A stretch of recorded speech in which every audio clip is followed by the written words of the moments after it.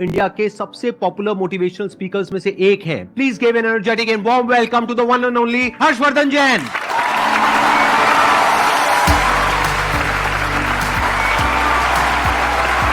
क्या हालचाल जी? Same to same.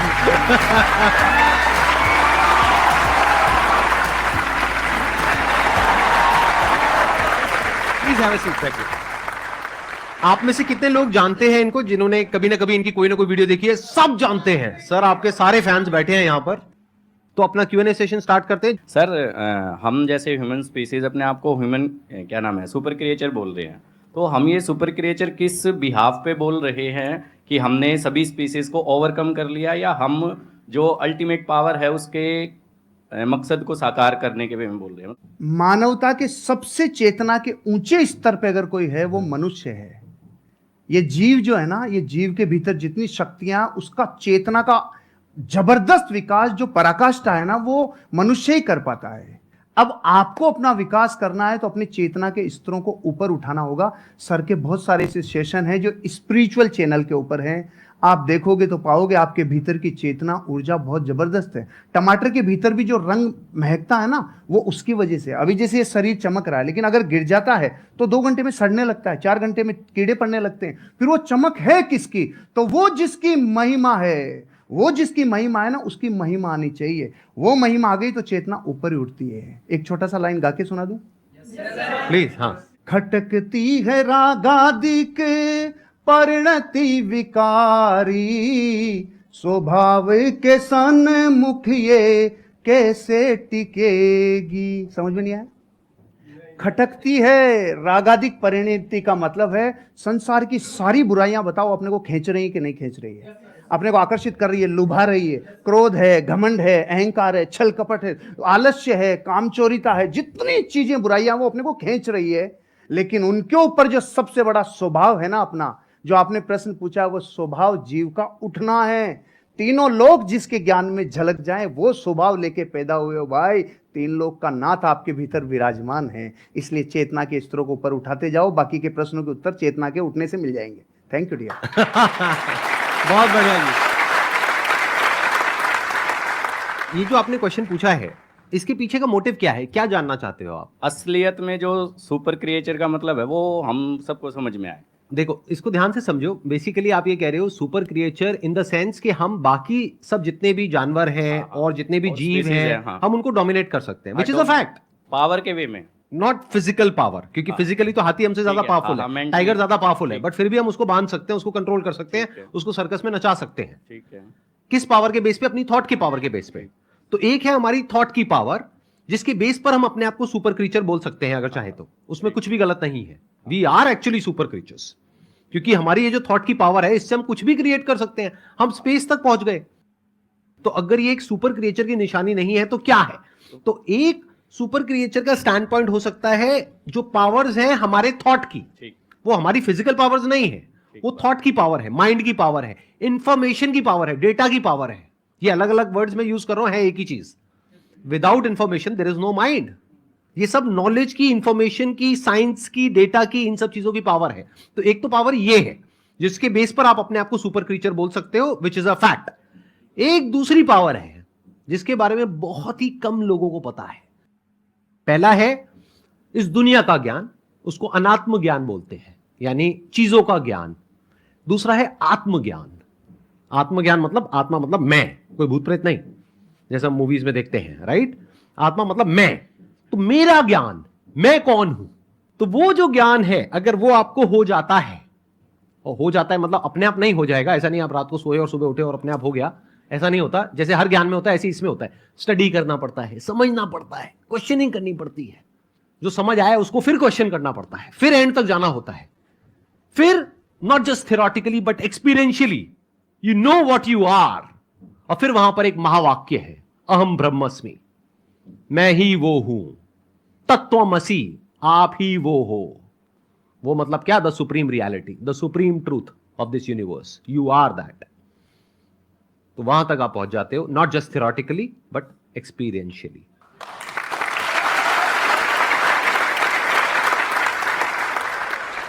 सर जैसे कि हम किसी पे ट्रस्ट करते हैं, बहुत ज़्यादा ट्रस्ट करते हैं उस पे, और मतलब उसके साथ हम हर कुछ शेयर करते हैं, चाहे हमारा फैमिली में है, कोई फ्रेंड में है, कुछ भी हो। जब वो एक बार हमारे ट्रस्ट को हर्ट कर देता है, वो हमें बहुत ही बुरा समझ लेता है और कुछ भी कह सकता है वो कभी भी।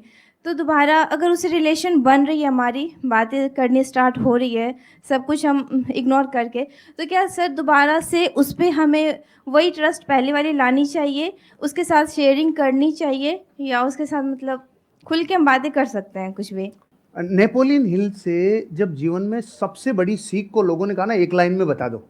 नेपोलियन वो व्यक्ति हैं जिन्होंने 25,000 से ज़्यादा लोगों के ऊपर कई वर्षों तक अध्ययन किया, और फिर एक व्यक्ति राजस्थानी मारवाड़ी गया, उन्होंने कहा साहब हमें पूरा ज्ञान नहीं चाहिए, एक लाइन में बता दो, एक लाइन में बता दो। तो उन्होंने पता है क्या बोला? डोंट टेक इट पर्सनली, दिल पे नहीं लेना, दिल पे नहीं लेना, क्योंकि रास्ते में तो स्क्रैच होंगे, हम इमोशनल हैं, हमारे स्क्रैच तो होंगे, लेकिन अगर दो लोगों को अर्धनग्न करके दौड़ा जाए, एक को तेल लगा के और एक को सूखा, तो मिट्टी ज़्यादा कौन लाएगा? तो तेल लगाना बंद कर दो, यहाँ नहीं, दिल पे तेल लगाना बंद कर दो, हृदय पे लेना बंद कर दो, नहीं तो जैसे ही मार्केट में जाएंगे लोग तो आपको कुछ कहेंगे। तो पहली बात तो दिल पे नहीं लेना, क्योंकि दिल पे लेते लेते तो खत्म ही हो जाएंगे, फिर सबका दिल पे लेते चले जाएंगे, एक बात। दूसरी बात, आप कह रहे हैं दोबारा ट्रस्ट करें कि नहीं करें, सोच समझ के, विचार करके, क्योंकि जिस व्यक्ति ने एक बार ट्रस्ट तोड़ा है तो फिर वहां पर एक सिद्धांत लागू होता है, प्रेम भाव हो सब जीवों से, विश्व के हर जीव से प्रेम हो भाई, करुणा स्रोत बहे दुखियों पे, दुखियों पे फिर विशेष करुणा बहनी चाहिए, प्रेम भाव हो सब जीवों पे, करुणा स्रोत बहे दुखियों पे, दुर्जन में मध्यस्थ विभो, ये जो दुर्जन है ना उसमें फिर थोड़ा मध्यस्थ विभो उन पे, और गुणी जनों में हर्ष प्रभो, जैसे सर गुणीजन है तो ऑटोमेटिकली हृदय से एक श्रद्धा बहती है। तो प्रेम भाव हो सब जीवों में, गुणी जनों में हर्ष प्रभो, करुणा स्रोत बहे दुखियों पे, दुर्जन में मध्यस्थ विभो। दुर्जन से थोड़ा दूरी बना के रखिए, आगे बढ़ जाएंगे। ट्रस्ट तोड़ने का मतलब क्या? वो छोटा भी हो सकता है, बहुत बड़ा भी हो सकता है। छोटा मतलब क्या कि आपको कहा कि हाँ हम यहाँ पर घूमने के लिए जाएंगे, और एंड टाइम पे उसने कह दिया नहीं नहीं जाएंगे, ये भी ट्रस्ट तोड़ना है। और एक है कोई बड़े लेवल पे ट्रस्ट तोड़ना, यानी कि आपकी शादी हो गई है और कोई तीसरी बीच में आ गई है, I am just giving an example, या फिर उसने पैसा आपसे लिया बोल करके कि 15 दिन में दूंगा या दूंगी, और बहुत पैसा आपसे ले लिया जो आपने कहीं से अरेंज करके दिया, उसके बाद में आप उसको फोन कर रहे हो, फोन ही नहीं उठा रहा है, 1 महीने तक 2 महीने तक, एक आध बार ना उठाए तो हो सकता है कोई जेन्युइन प्रॉब्लम हो, बट आपको समझ आ गया उसकी नियत ही नहीं है पैसे वापस करने की। तो जब आपको समझ आ गया है कि वो इंसान भरोसा करने के लायक नहीं है, तो दोबारा भरोसा क्यों करना है? तब तक जब तक कि उसको एक्चुअल में पश्चाताप नहीं होता है। इंसान बदलता है, ये प्रकृति बदलती है, सब कुछ बदलता है, इस दुनिया में एक ही चीज कांस्टेंट है, दैट इज चेंज, सब कुछ बदलता है। तो हो सकता है वो इंसान आज ट्रस्टवर्दी ना हो, लेकिन 6 महीने बाद या 1 साल बाद वो पूरी तरह से बदल जाए। तो आपको देखना है कि क्या वो उसकी एक गलती थी, गलती किसी से भी हो सकती है, आपसे भी हो सकती है, मेरे से भी हो सकती है, इनसे भी हो सकती है, तब तो ठीक है, उसने पश्चाताप कर लिया और बार बार आपको सॉरी बोल दिया, कर दिया, बात खत्म। बट क्या वो उसकी फितरत है? क्या वो दुर्जन है? जैसे इन्होंने वर्ड यूज किया दूरजन, मतलब कि ऐसे जनों से दूरी रहो, दूरी बना करके रखो। सर जैसे कि आप बता रहे रिश्तेदार हो गए या फिर लोग हो गए, इनको इग्नोर करो, राइट? बट अगर बात हो जीवन साथी की, आप उनके लिए मतलब सब कुछ कर रहे हैं, सब कुछ मतलब कि जैसे कि घर संभालना हो, बच्चे संभालना हो, साथ में उनका फाइनेंशियली भी उनको हेल्प करना हो, बट हम उनसे सिर्फ एक ही चीज़ चाह रहे हैं कि अगर वो हमें थोड़ा सा समय दें, पूछे कि आप कैसे हैं, क्या है, बट वो चीज़ होता नहीं है, तो उसको कैसे रियलाइज कराएं, या फिर उस इंसान को हम अपना फीलिंग कैसे बताएं? किसी भी इंसान को आप रियलाइज करवाना चाहते हैं तो यही है रियलाइज नहीं करवाने का तरीका, मत करवाइए, अपने हिस्से का काम करवाइए। डेरेन हार्डी से एक पति पत्नी तलाक की नौबत पे पहुंच गए, उन्होंने कहा कि देखो साहब हमारी काउंसलिंग करा लो, आखिरी मौका है, हम फिर छूटने वाले हैं, अलग अलग होने वाले हैं। उन्होंने अलग अलग काउंसलिंग की और पूछा उनसे कि आपके जीवन में इस रिश्ते को निभाने के लिए आपका योगदान कितना % है? तो पति ने कहा हाँ 50 मेरा है, 50 इसका है। पत्नी ने बोला 50 मेरा, 50 इसका है। उसने कहा बस यही रोग है तुम्हारा कि तुमने 50-50% रिश्ते को बांट रखा है। जिस दिन आप ये कहोगे नहीं इस रिश्ते को निभाने की जिम्मेदारी मेरी 100% है, उस दिन से आप जीवन में, क्योंकि आप अपने हिस्से का काम करो, उसका नहीं। अब ये तो है जो फैक्ट है। अब बात करते हैं जो रास्ते में आने वाली घटनाएं जो अनिवार्य है। आप और हम जब ये यात्रा करते हैं ना, पति पत्नी वाली यात्रा, आपके साथी वाली यात्रा, तो जीवन बदलता ही बदलता है। चंद्रमुखी काल आएगा ही आएगा। सूरजमुखी काल आएगा ही आएगा, और एक टाइम पे ज्वालामुखी युग आएगा ही आएगा। ये रिश्ते में उपहार आता ही आता है। यहाँ पे देखो ना आप, शुरुआत में गाने कैसे होते हैं, चोरी चोरी दिल तेरा चुराएंगे, अपना तुझे हम बनाएंगे। सुशीला बैठी है ना इधर, इसलिए मैं ये गाता था, इसलिए बताया मैं। अच्छा, आपकी वाइफ भी आई हुई है? सुशीला आई है ना। अरे big round of applause for her. हाँ, नमस्कार जी, नमस्कार।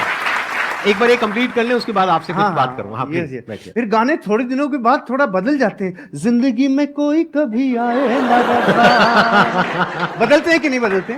बदलाव को स्वीकार करना चाहिए, परिस्थितियों को अपना काम करने देना चाहिए। लेकिन आप जब पूरी ताकत इस पे लगाते हो ना कि सामने वाले को रियलाइज हो, नहीं होगा, फिर हमने उल्टी तरफ रास्ता, उल्टी तरफ अपनी ताकत लगा दी। आप अपने हिस्से का काम करो, एक दिन उसको जरूर समझ में आएगा। अब एक स्पिरिचुअल आंसर भी है।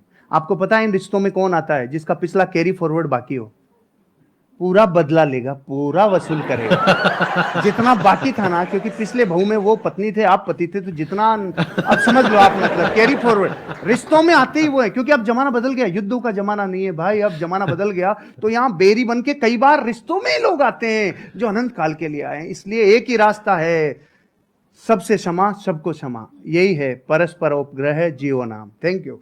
थैंक यू जी, बहुत बढ़िया।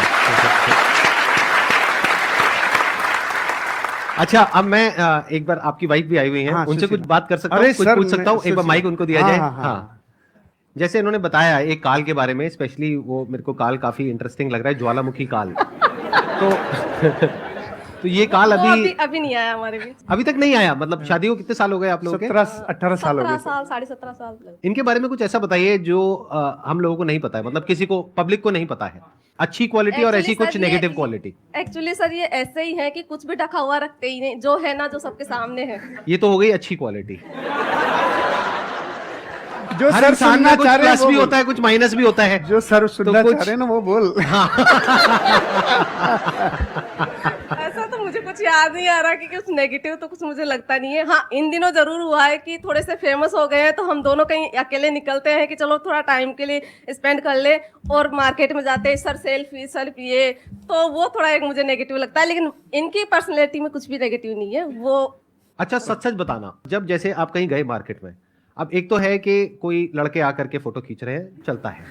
एक है कोई सुंदर सी कन्या आई कि सर मैं आपकी बहुत बड़ी फैन हूं सर, और उसने आकर के, ऐसा होता है, और उसने आकर के मोबाइल आपको पकड़ा दिया, फोटो खींचो। तो ऐसे में क्या होता है? सुनने दो, मैंने भुगता हुआ है इसलिए मैं पूछ रहा हूं। नहीं, ऐसे में ऐसा होता है कि सर फिर किस थर्ड पर्सन को बुलाते हैं कि भैया आप मोबाइल ले, सुशीला आप भी आओ हमारे साथ, फिर हम तीनों की पिक्चर होती है। मैं इसको साथ अकेले ले लूंगा। किसी लड़की के साथ। अच्छा, अकेले लड़की के साथ फोटो नहीं खींचते हैं? मैंने आज आपको पर्सनली पहली बार देखा है। मतलब आप जैसे मोबाइल में देखती हूँ मैं, उससे बहुत ज्यादा स्मार्ट और अच्छे लग रहे हैं। सर आपका क्या कहना है इस बारे में? सर मेरे से ज्यादा यही देखती है। अच्छा, और मैं जब नहीं देख पाता और इतना ज्यादा व्यस्त रहता हूं, तो ये मेरे को पूरी रिपोर्ट देती है। आज की वीडियो में ये था, आज की वीडियो में था, पूरी समरी मेरे को आपको यही देती है। सर आई हमारा मस्ट से जीवन- आप दोनों की जोड़ी बहुत अच्छी है, और मे गॉड ब्लेस यू हाँ, both. Thank you sir, thank you. हाँ, आपकी और मैम की भी बहुत अच्छी है। मैंने आपका वीडियो देखा था आपने, हमारा और वीडियो देखा था? पर मैंने रिपीट 2-3 बार देखा कि कितना अच्छा हमने बोलती है पूरा मैम। मतलब मैं कैमरा फ्रेंडली नहीं हूँ। अभी आपसे बात करी तो अच्छा, अभी मेरे सामने कैमरा आ जाएगा तो मैं बोल नहीं पाऊंगी। तो इसलिए तो मैम बहुत अच्छा बोलती हैं। आप मेरी तरफ से उनको बहुत बहुत congratulation. Done, I pass on your message please. Thank you. अब एक काम करते हैं छोटा सा, अगर आप लोग हाँ कहो तो पहले ही हाँ, पहले सुन तो लो। मैं पिछले कुछ टाइम से मेंटलिज्म सीख रहा हूं, तो इनके साथ कुछ किया जाए। आप में से कोई भी मेरे को अपना आईफोन दे दीजिए। तेरे वापस नहीं आएगा। हो सकता है वापस ना आए, मतलब ये तो गुरु दक्षिणा है भाई। चल जाएगा अगर अरे भाई नहीं नहीं नहीं, नहीं।